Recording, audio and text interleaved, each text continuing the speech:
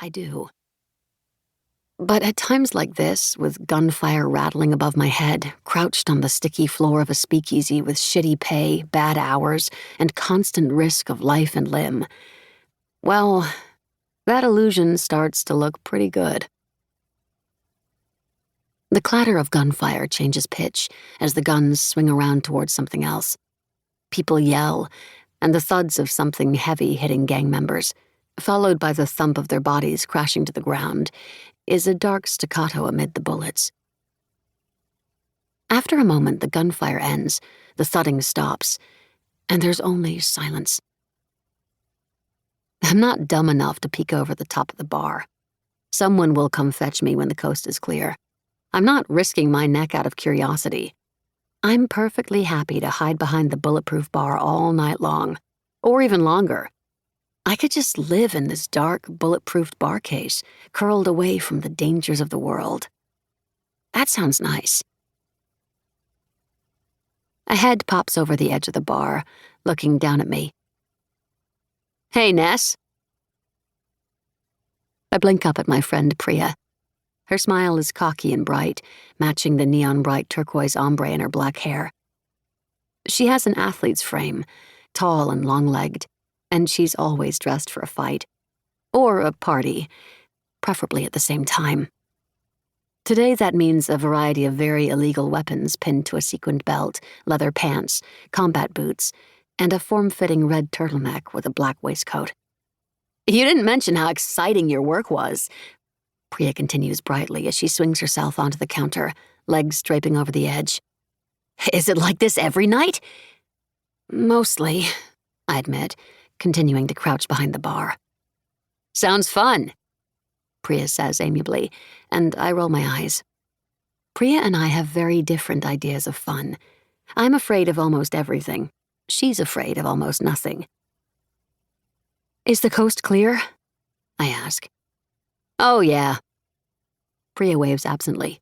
"I took out the shooters. They weren't too much of a challenge." Of course they weren't. Priya lives for the adrenaline rush of hunting down and killing rampaging nightmares, from 10-story lizards crashing through office buildings to sea serpents eating boats. A few gang members are probably a walk in the park for her. I wish I were like her. She takes action. She fights the things that go bump in the night, and she does it with a smile on her face. I hide from them and fantasize about rejoining an evil cult. How can she be so brave when the world is so insane? And why can't I be like that? I rise and dust myself off.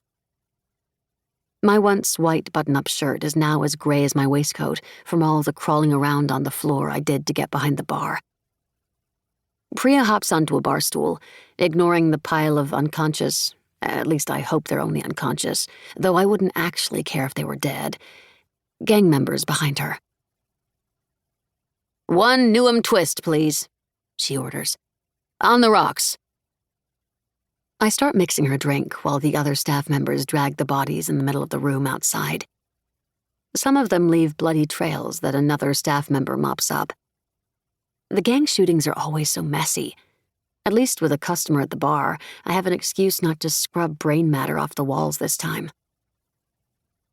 The only bad part about not dragging the bodies into the alley behind the speakeasy is that I don't get the chance to pick their pockets. Whoever tosses the bodies gets to pick them clean. That's at least half the income from this job. I'm careful when I pour her drink to lean the tumbler against the glass. The extra support helps hide the faint shaking in my hands, the only remaining sign that 5 minutes ago death was rattling through the building.